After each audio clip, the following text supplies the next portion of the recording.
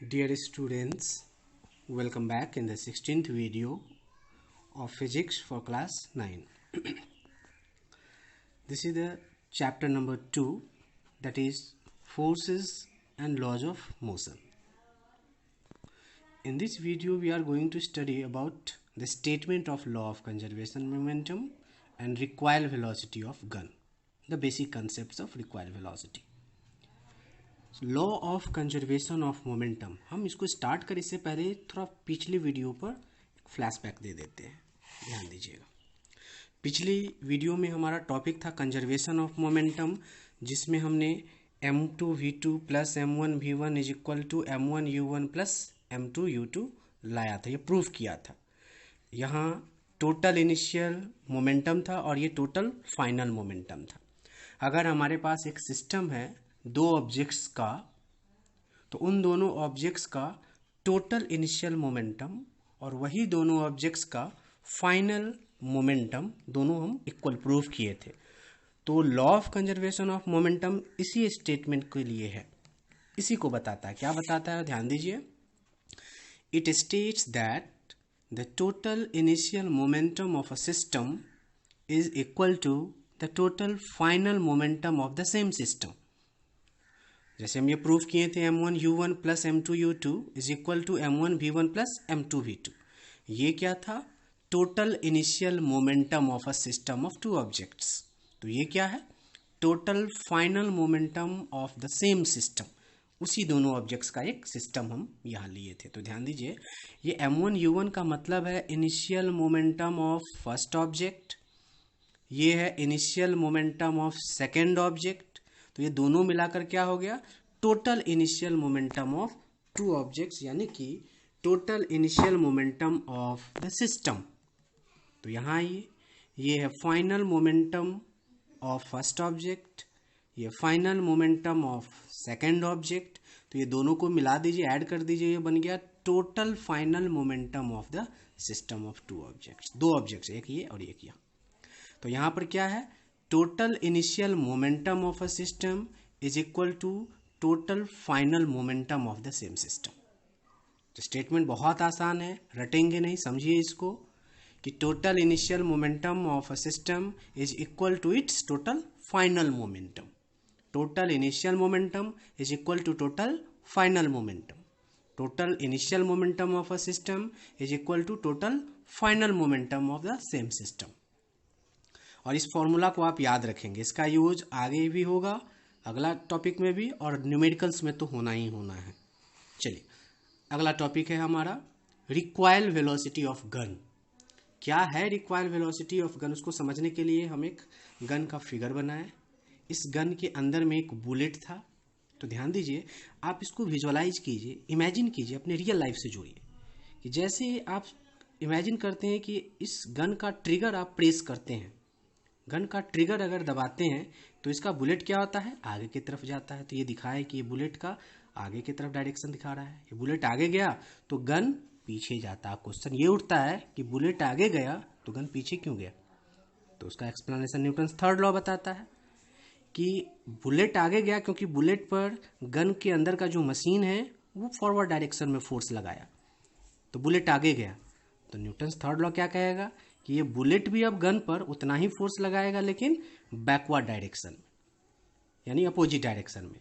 तो ध्यान दीजिए, ये गन बुलेट पर फोर्स लगाया, मान लेते हैं 10 न्यूटन का, तो आगे डायरेक्शन में गया। तो अब ये बुलेट भी 10 न्यूटन का फोर्स इस पर लगाएगा तो ये पीछे डायरेक्शन में जाएगा। तो ये बुलेट छोटा होता है, इसलिए इसका वेलोसिटी काफ़ी ज़्यादा होता है, बहुत कम मास होता है इसका, तो वेलोसिटी काफ़ी ज़्यादा होता है और उतना ही फोर्स इस गन पर लगा, लेकिन गन का मास तो ज़्यादा है, गन तो भारी है, तो फोर्स सेम लगा है, लेकिन ये कुछ ही स्पीड से पीछे जाएगा। मतलब गन बुलेट पर जितना फोर्स लगाया, बुलेट भी गन पर उतना ही फोर्स लगाया अपोजिट डायरेक्शन में। तो बुलेट आगे की तरफ मूव करेगा तो गन पीछे की तरफ मूव करेगा। तो गन जिस वेलोसिटी से पीछे की तरफ मूव करेगा आफ्टर फायरिंग अ बुलेट, उसी वेलोसिटी को हम रिक्वायल वेलोसिटी ऑफ गन कहेंगे। अगर हम गन से बुलेट फायर करते हैं तो बुलेट आगे के डायरेक्शन में गया, तो बुलेट गन पर भी फोर्स लगाया न्यूटन्स थर्ड लॉ के अनुसार, तो गन पीछे की तरफ मूव करेगा।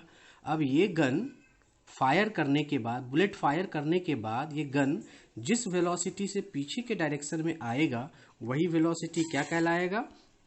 Required velocity of gun.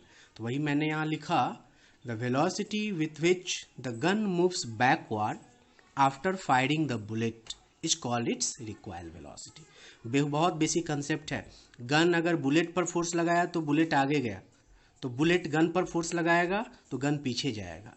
अब गन जिस वेलोसिटी से बैकवर्ड डायरेक्शन में मूव करेगा, कब मूव करेगा? After firing a bullet.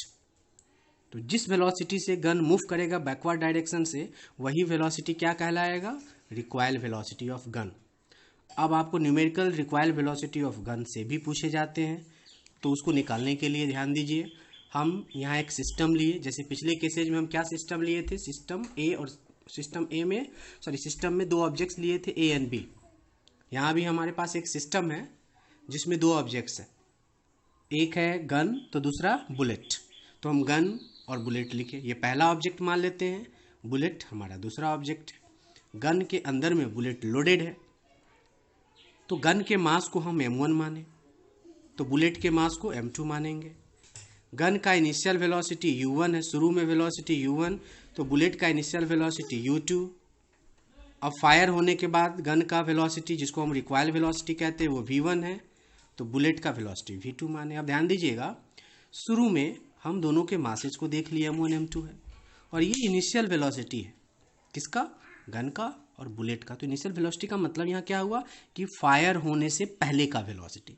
तो जरा इमेजिन कीजिए कि अगर इस गन के अंदर में बुलेट रखा है और फायर हम नहीं कर रहे हैं, तो क्या बुलेट का कोई वेलोसिटी है या गन का कोई वेलोसिटी है? एब्सोल्युटली कोई वेलोसिटी नहीं होगा। मतलब यहाँ गन के अंदर में बुलेट लोडेड है और बुलेट फायर ही नहीं हुआ, तो बुलेट भी अंदर में रुका हुआ है और गन भी रुका हुआ, गन भी पीछे अपने आप नहीं जाएगा।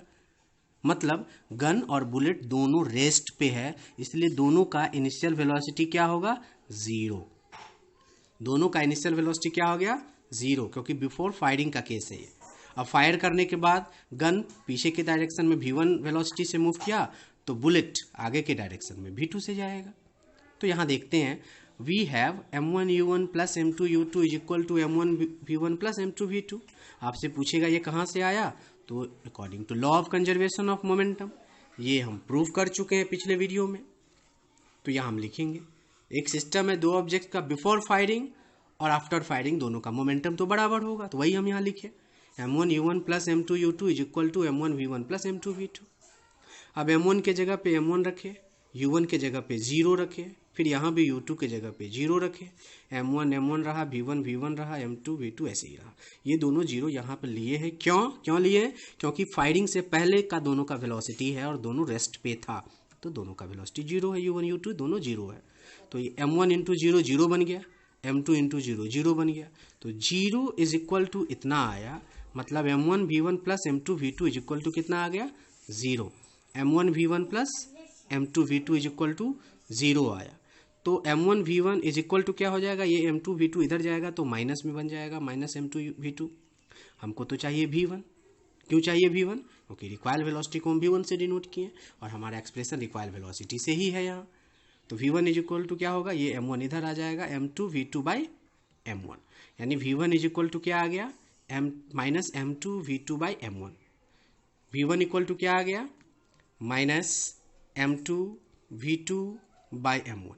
तो ध्यान दीजिए, v1 को ही तो हम लोग कह रहे हैं required velocity of gun, minus m2 का मतलब है मास ऑफ बुलेट, तो यहाँ लिखेंगे mass of bullet, into v2 है यहाँ पर फाइनल वेलोसिटी ऑफ बुलेट। जब हम फायर किए तो बुलेट v2 वेलोसिटी से आगे के डायरेक्शन में गया, तो into final velocity of bullet divided by m1 क्या माने हैं हम? मास ऑफ गन, तो यहाँ लिखिए मास ऑफ गन।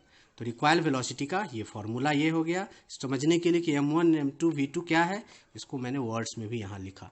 बहुत इंपॉर्टेंट है ये एग्जामिनेशन पॉइंट ऑफ व्यू से। एक्चुअली आपका हर topic examination point of view से, हर टॉपिक से क्वेश्चन बनता है, इसलिए आपके लिए सभी पढ़ना बहुत ज़रूरी है। Thank you students, thank you very much for watching this video. Thank you.